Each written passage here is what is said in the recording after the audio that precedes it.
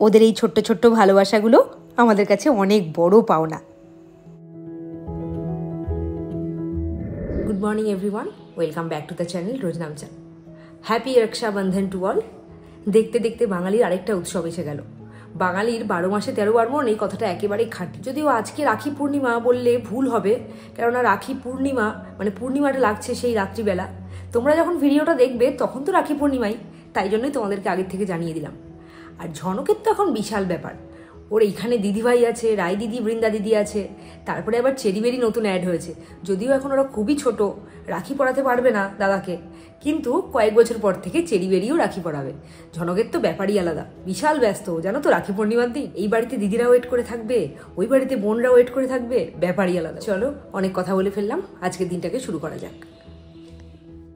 গতকালের ভ্লগে তোমাদেরকে দেখালাম আমরা গেছিলাম এম্পায়ার অফ বিরিয়ানিতে।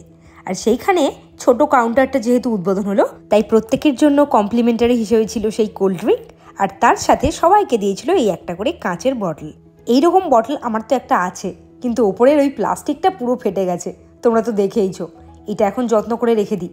এখন তো ঠান্ডা ঠান্ডা ওয়েদার, রাকেশকে লেবুর জল অফিসে দিচ্ছি না, আবার যখন দিতে হবে তখন এই কাঁচের বটলেই দেবো। বাথরুমের এই দরজাগুলো খুব নোংরা হয়েছে, এত নোংরা হয়েছে তাকানোই যাচ্ছে না। আজকে টাইম করে আমি এইগুলো পরিষ্কার করব ভেবেইছিলাম, তাই জন্য সকাল সকাল কলিন আর ন্যাকড়া নিয়ে লেগে পড়েছি।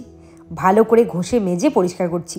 বাথরুমের দরজা ছাড়া আমাদের ঘরের প্রত্যেকটা দরজাই প্লাইয়ের, ওইগুলো খুব একটা নোংরা হয় না। শুকনো ন্যাকড়া দিয়ে একটু মুছে দিলেই পরিষ্কার হয়ে যায়, কিন্তু এই নোংরাগুলো না সহজে উঠছিল না, তাই কলিন নিয়ে এসে একেবারে ঘষে মেজে পরিষ্কার করলাম।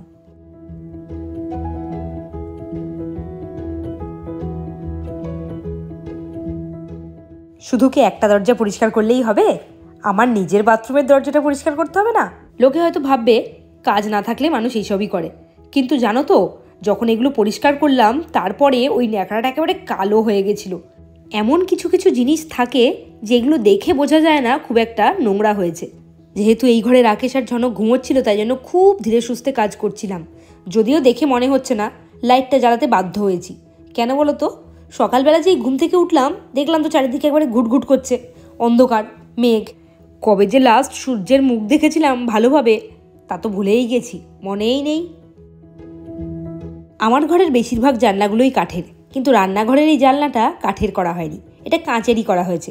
রান্না করার সময় তো জানলা বন্ধ করতেই হয়, যেহেতু চিমনি জ্বলে, তাই জন্য খুব অন্ধকার হয়ে যেত যদি কাঠের জানলা হতো।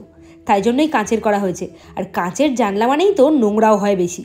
এই পাশটা না হয় আমি হাত পাচ্ছি, পরিষ্কার করে দিচ্ছি, আর পেছন দিকটা এত নোংরা হয়েছে ওইটা আমার আর সাধ্যে কুলোলো না পরিষ্কার করার।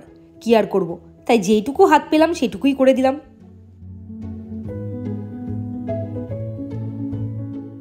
যেদিন লাস্ট মা এসেছিল, এসে আমার খুব খিল্লি করেছিল, তোর রান্নাঘরের সব জিনিসই ভোতা, যেমন ছুরির ধার নাই তেমন পিলারের ধার নাই, আর বটি তো রান্নাঘরে নেই।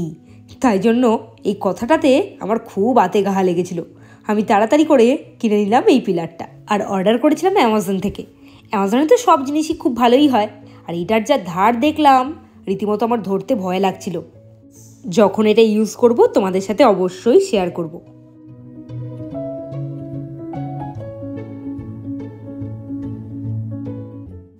শুক্রবারটা এলেই না কাজে এনার্জি আমার আরও দ্বিগুণ হয়ে যায়।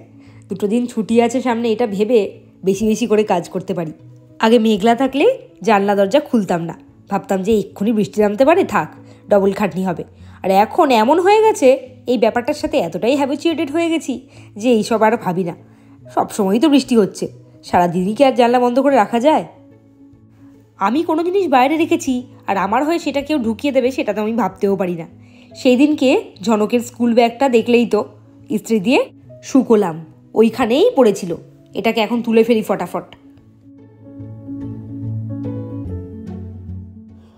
আমরা যখন বেরোই সকালে খুব তাড়াহুড়ো থাকে, আর গীতাদি যেহেতু আমাকে খুব হেল্প করে, উনিও তাড়াহুড়ো করেন, তাও তার মধ্যে উনি যতটা পারেন আমাকে হেল্প করে দেন, আর ঘরদোর যতটা পারেন গুছিয়ে দেন। ঘর গোছানোই থাকে মোটামুটি। ঝনকের কাণ্ড দেখো, কালকে রাত্রিবেলা এসে ব্যাগ থেকে সব খেলনাগুলো খাটের মধ্যে ছড়িয়েছে। তাড়াতাড়ি করে গুছিয়ে ফেলি। গুছিয়ে তো ফেলেছিলাম, কিন্তু ঝনক ঘুম থেকে ওঠার পর ওর ফার্স্ট কাজ হয়েছে এটাকে আবার খাটের মধ্যে ঢেলে দেওয়া। আমার তো সারা দিন এইগুলো চলতে থাকে। আর কয়েকদিন ধরে গীতাদি আমার জামা কাপড়গুলোও ভাঁজ করে দিয়ে যাচ্ছে। ওই জন্য জামা কাপড় ভাঁজ করার ঝামেলাটা অনেক দিন ধরেই তোমরা দেখতে পাচ্ছ না।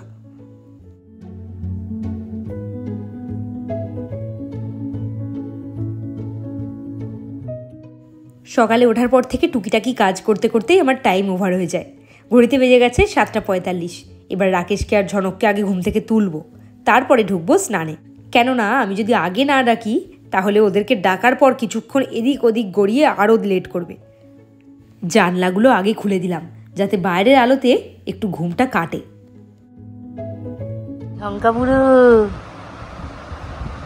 বুঝবি নাকি? বাবা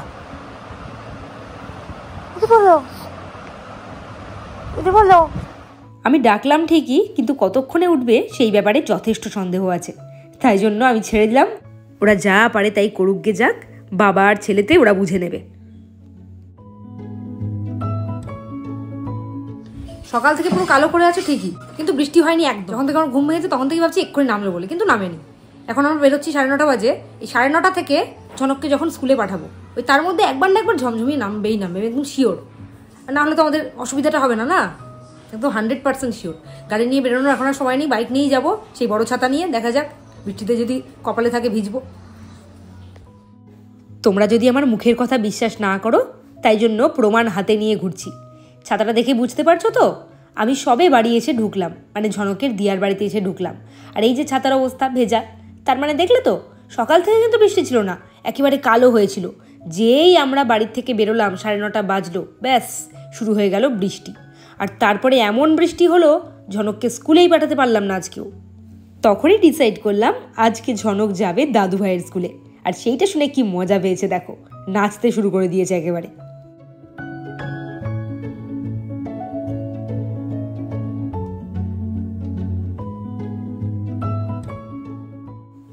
ও দাদু ভাইয়ের স্কুলে আসতে কেন এতটা পছন্দ করে বলো তো? এই যে এইখানে এসেই বসে পড়লো ড্রয়িং নিয়ে, এইটা ওর তো ফেভারিট জিনিস। আর তাছাড়া এখানে বকার মতো ওকে কেউ নেই, সবাই ওকে করে শুধু আদর আর আদর। তোমরা কি ভাবছো ও শুধু ড্রয়িংই করছে? একদমই না, ও কিন্তু তার সাথে গানও করছে।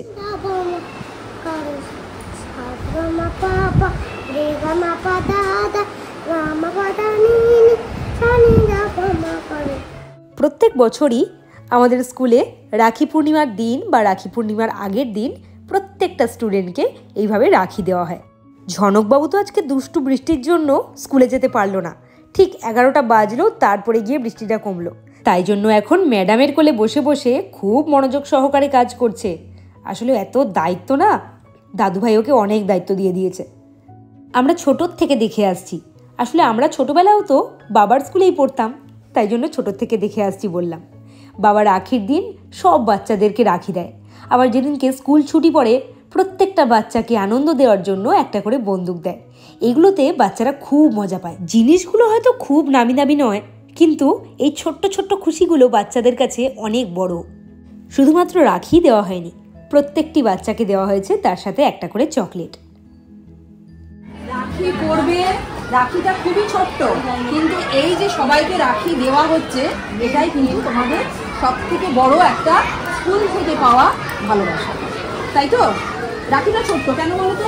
এত ছাত্রছাত্রী সবাইকে দিতে হবে তো, তাই জন্য এত বড় বড় সুন্দর সুন্দর দামি দামি রাখি তোমরা দিতে পারবো না।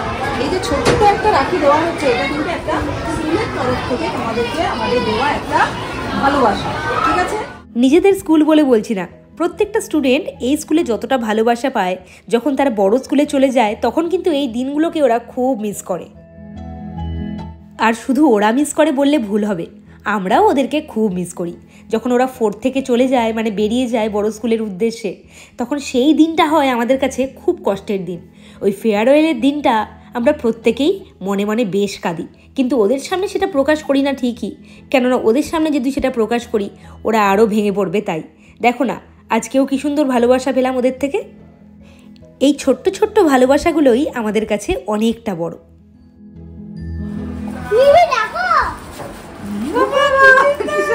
ঝনক আজকে বৃষ্টির জন্য স্কুলে যেতে পারেনি ঠিকই, কিন্তু দাদু ভাইয়ের স্কুলে কিন্তু বেশ মজা করেছে আজকেও। এই ছেলেটাকে আজকে স্কুলে পাঠায়নি। ঠিক 9:30 থেকে 11টা অবধি বৃষ্টি হলো। আর সারাটা দিন যা জ্বালান জ্বালিয়েছে ও আমাদেরকে, মানে অস্থির করে দিয়েছে পুরো, এখানে অস্থির, ভূতে পেয়েছিল ওকে আজকে। বাচ্চারা তো একটু বিরক্ত করবেই, সেই বিরক্ত করেছে ঠিকই, কিন্তু তার সাথে ও মজাও পেয়েছে খুব।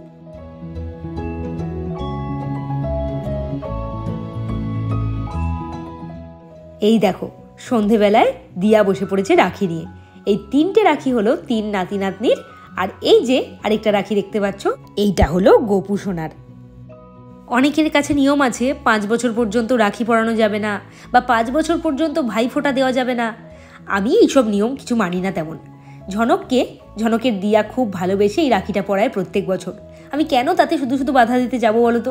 আসলে বোনরা ভালোবেসে ভাইকে একটা রাখি পরাতেই পারে, তাই জন্য আবার নিয়ম কি যে 5 বছর না হলে পরানো যাবে না? ভালোবাসায় আবার কোনো নিয়ম হয় নাকি? ঝনক এইবারে রাখি পরে নিল ওর জীবনের সব থেকে প্রিয় মানুষটার কাছ থেকে। বাবা মাও প্রিয়, কিন্তু বাবা মায়ের কাছে তো মাঝে মাঝে বকুনি খায়, মারও খায়, কিন্তু দিয়ার কাছে সেই সব একদমই খায় না।